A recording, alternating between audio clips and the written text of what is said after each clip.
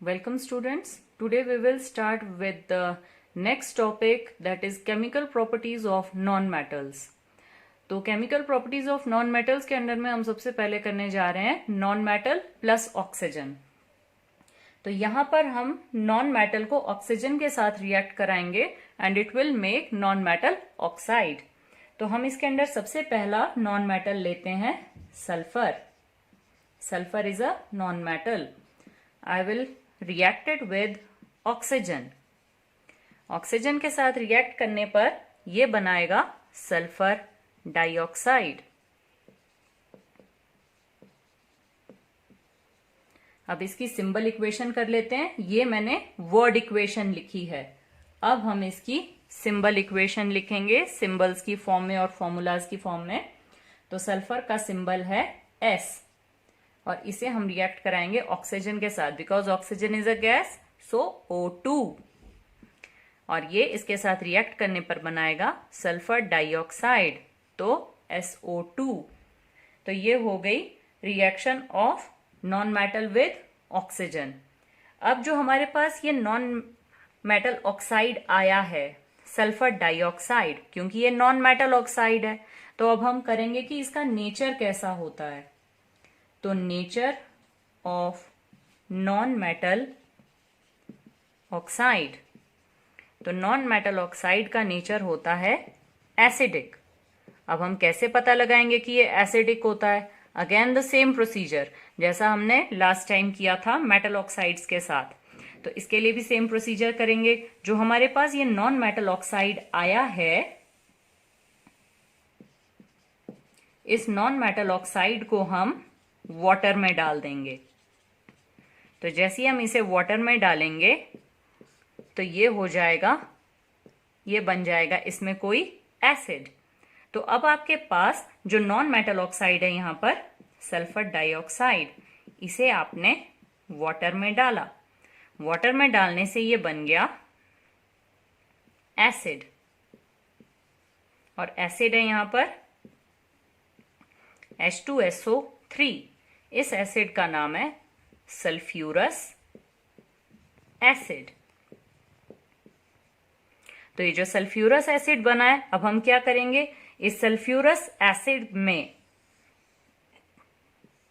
Litmus paper डाल देंगे और यहां पर हम लिटमस पेपर लेंगे ब्लू।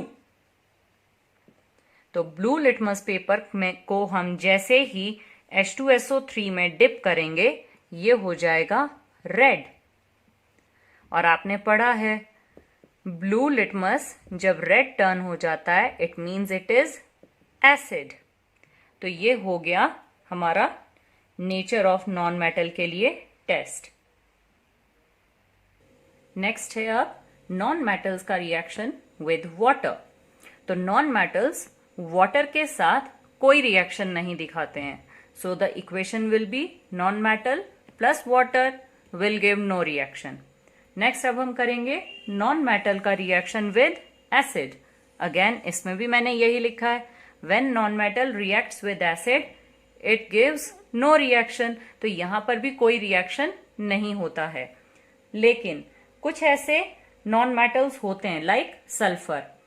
सल्फर को जब हम रिएक्ट कराते हैं एसिड के साथ, यहां हम एसिड ले रहे हैं नाइट्रिक एसिड। नाइट्रिक एसिड, तो नाइट्रिक एसिड के साथ जब हम इसे रिएक्ट कराते हैं, ये बनाता है सल्फर डाइऑक्साइड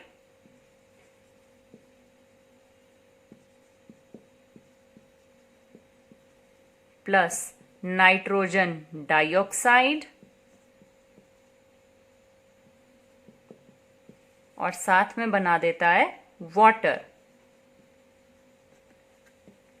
तो ये हो गया सल्फर, नॉन मेटल सल्फर का reaction with acid nitric acid.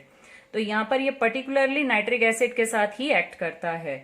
तो ये हो गई इसकी रिएक्शन। अदरवाइज ये दूसरे कोई भी जो नॉन मेटल्स हैं वो एसिड के साथ रिएक्ट नहीं करते हैं। नेक्स्ट अब हम लास्ट करने जा रहे हैं, ये तो हो गई chemical properties of non metals. अब नेक्स्ट टॉपिक है हमारा एक्टिविटी सीरीज। एक्टिविटी सीरीज अब ये होती क्या है? एक्टिविटी मतलब कि कोई भी मेटल, क्योंकि इस चैप्टर में हम मेटल और नॉन मेटल कर रहे हैं, तो कोई भी मेटल या नॉन मेटल कितना एक्टिव है, दूसरे एलिमेंट से कितना ज्यादा एक्टिव या लेस एक्टिव या मोर एक्टिव, तो उसे कहते हैं एक्टिविटी सीरीज। उसकी एक हम सीरीज बनाएंगे, मतलब हम उसकी एक लिस्ट बनाएंगे, उसे हम अरेंज करेंगे। तो इसकी डेफिनेशन है, it is the arranging of metals in the decreasing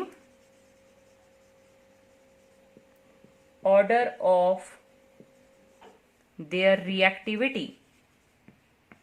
तो इनकी रिएक्टिविटी के हिसाब से कि कोई मेटल कितना एक्टिव है या वो कितना ज्यादा स्ट्रांग है किसी दूसरे मेटल से, उसके बेसिस पर उसको अरेंज करना, उसे कहते हैं हम एक्टिविटी सीरीज।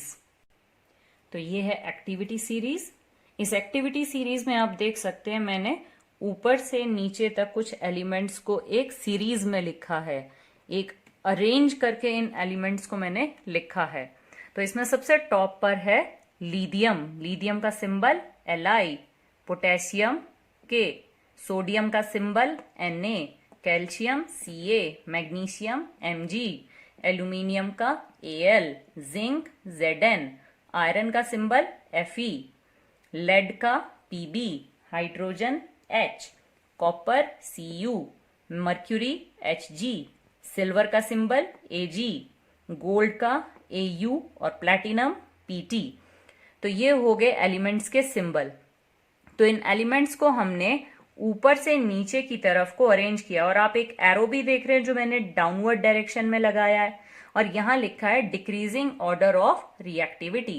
तो ये जो एलिमेंट्स हैं ये अपनी एक्टिविटी के डिक्रीजिंग ऑर्डर में यहां पर अरेंज किए गए हैं, सो दैट आप इनको आसानी से याद कर पाए। इसके लिए मैं आपको एक यहां पर रिदम पोएम सी बताती हूं।